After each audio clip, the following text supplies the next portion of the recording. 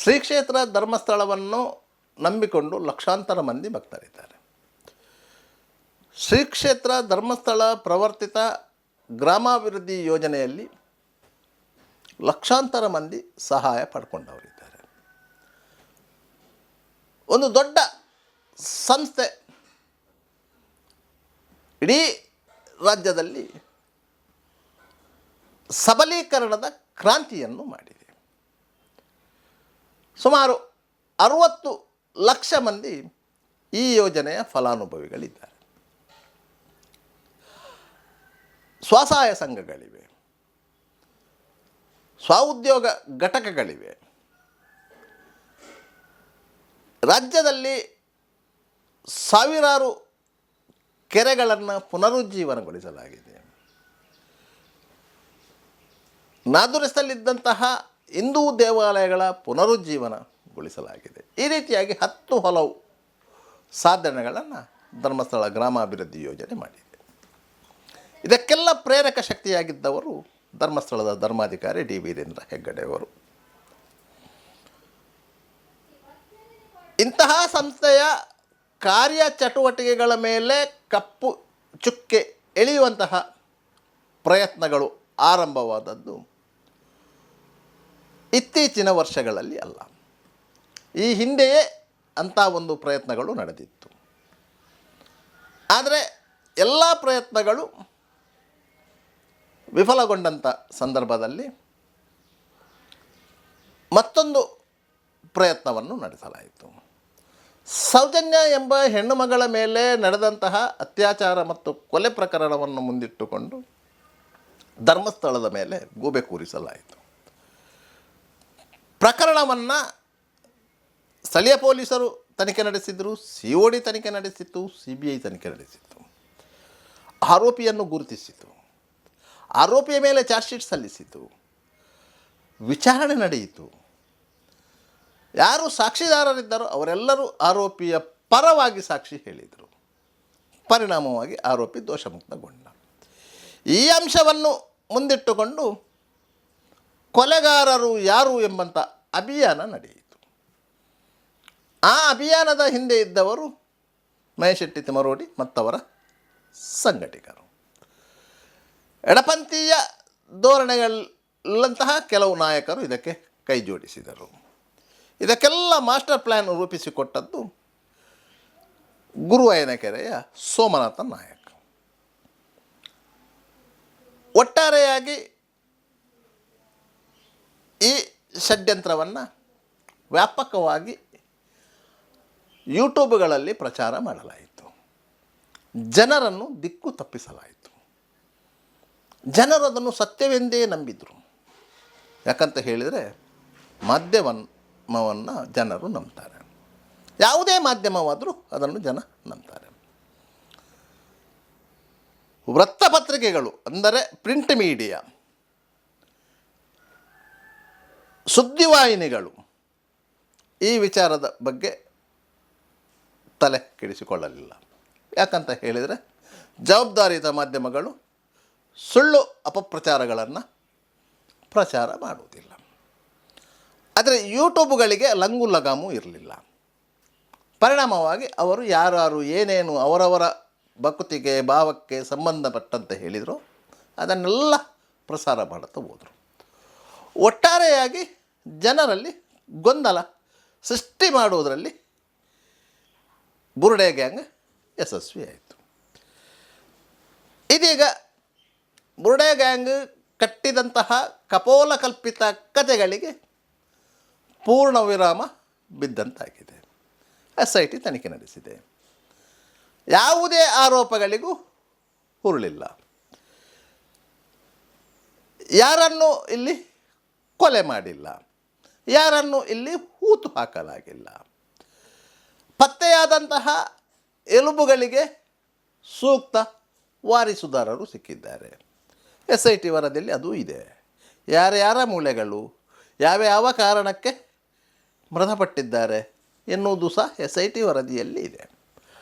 ಆದ್ದರಿಂದ ಇಲ್ಲಿ ಅಪರಿಚಿತ ವ್ಯಕ್ತಿಗಳು ಹತ್ಯೆಯಾಗಿದ್ದಾರೆ, ಹೆಣ್ಣುಮಕ್ಕಳು ಅತ್ಯಾಚಾರಕ್ಕೀಡಾಗಿದ್ದಾರೆ, ಎನ್ನುವಂಥ ಆರೋಪಗಳಿಗೆ ಯಾವುದೇ ಸಾಕ್ಷ್ಯ ಇರಲಿಲ್ಲ. ಆರೋಪ ಮಾಡಿದವರಿಗೆ ಒಂದು ಜವಾಬ್ದಾರಿ ಇತ್ತು. ತಾವು ಮಾಡಿರುವ ಆರೋಪಗಳಿಗೆ ಸಾಕ್ಷ್ಯವನ್ನು ಕೊಡಬೇಕಿತ್ತು. ಇಂತಹ ಆರೋಪ ಮಾಡಿದಂತಹ ತಂಡ ನೀಡಿದಂತಹ ಸಾಕ್ಷ್ಯ ಕೇವಲ ಒಂದು ತಲೆಬುರುಡೆ. ಆ ತಲೆಬುರುಡೆಯನ್ನು ಹಿಡಿದು FSLಗೆ ಪರೀಕ್ಷೆಗೆ ಕಳಿಸಿದಾಗ ಅಚ್ಚರಿದಾಯಕ ವಿಚಾರ ಬೆಳಕಿಗೆ ಬಂದಿತ್ತು. ಅದು ಆ ತಲೆಬುರುಡೆ ಹೆಂಗಸಿದ್ದು ಅಲ್ಲ, ಸುಮಾರು 45 ವರ್ಷದ ವಯಸ್ಸಿನ ಗಂಡಸಿನ ತಲೆಬುರುಡೆ. ಅದೂ ಸಹ ಸುಮಾರು 2 ದಶಕಗಳಿಂದ ಹಿಂದೆ ಮೃತಪಟ್ಟಂತಹ ವ್ಯಕ್ತಿಯ ತಲೆಬುರುಡೆ ಎನ್ನುವುದು. ಅಲ್ಲಿಗೆ ಈ ಪ್ರಕರಣ ಇನ್ನೊಂದು ಮಗ್ಗುಲಿಗೆ ತಿರುಗಿಕೊಂಡಿತ್ತು. ಬಂಗ್ಲಗುಡ್ಡೆ ಪರಿಸರದಲ್ಲಿ ಧರ್ಮಸ್ಥಳದ ಆಸುಪಾಸಿನಲ್ಲಿ ಉತ್ಖನನ ನಡೆದಾಗ ಸಿಕ್ಕಿದಂತಹ ಕೆಲವು ಮೂಳೆಗಳು ಸಹ ಗಂಡಸಿದ್ದೇ ಆಗಿತ್ತು. ಆದ್ದರಿಂದ ಹೆಣ್ಣು ಮಕ್ಕಳ ಮೇಲೆ ಅತ್ಯಾಚಾರ ಮಾಡಿ ಕೊಲೆ ಮಾಡಿ ಹೂತು ಹಾಕಲಾಗಿದೆ ಎನ್ನುವಂಥ ಆರೋಪಕ್ಕೆ ಯಾವುದೇ ಸಾಕ್ಷ್ಯ ಸಿಗಲಿಲ್ಲ.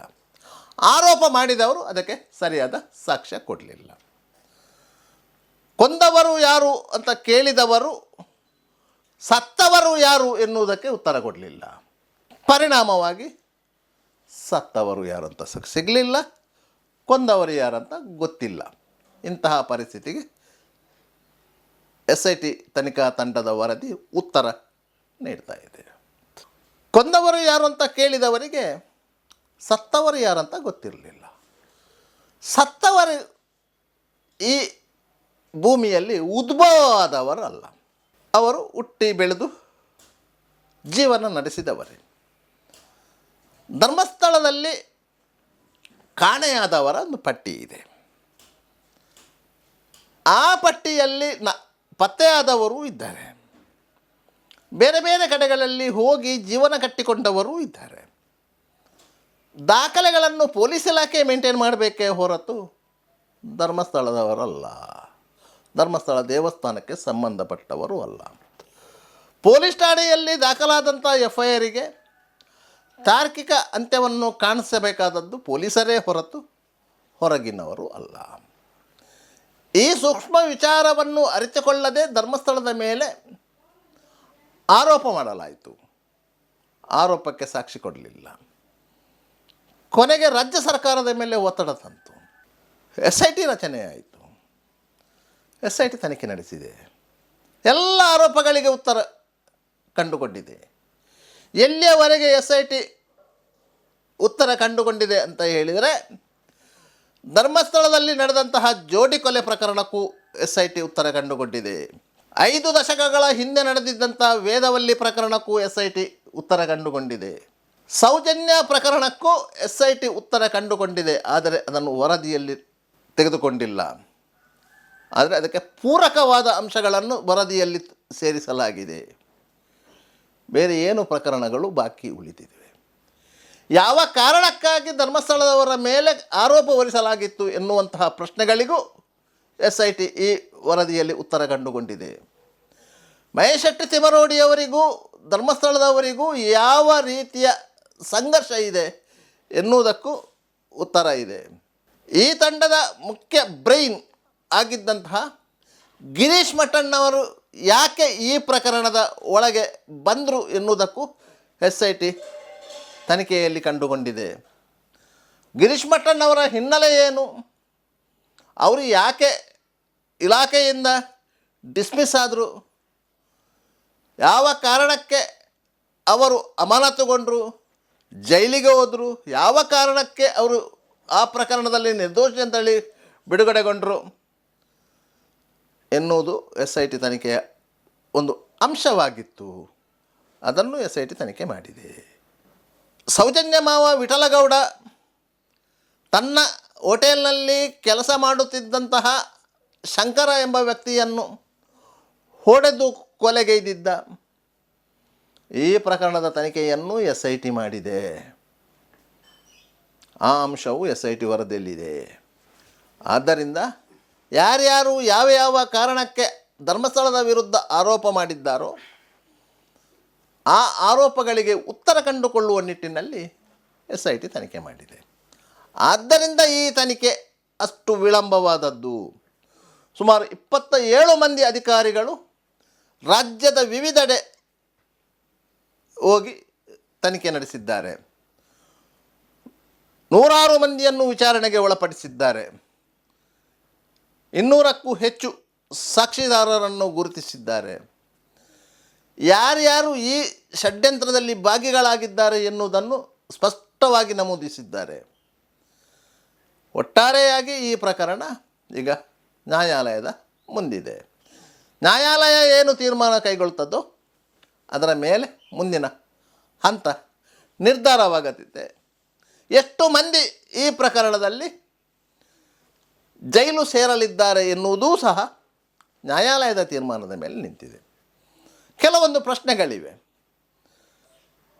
ಇಷ್ಟೆಲ್ಲ ಗೊತ್ತಾಗಿಯೂ SITಯು ಈ ದುಷ್ಕರ್ಮಿಗಳನ್ನು ಬಂಧಿಸಿಲ್ಲ ಯಾಕೆ ಅಂತ ಹೇಳಿ ಅದಕ್ಕೂ ಉತ್ತರ ಕೊಡ್ತಾ ಹೋಗ್ತೀನಿ, ಕೇಳಿ.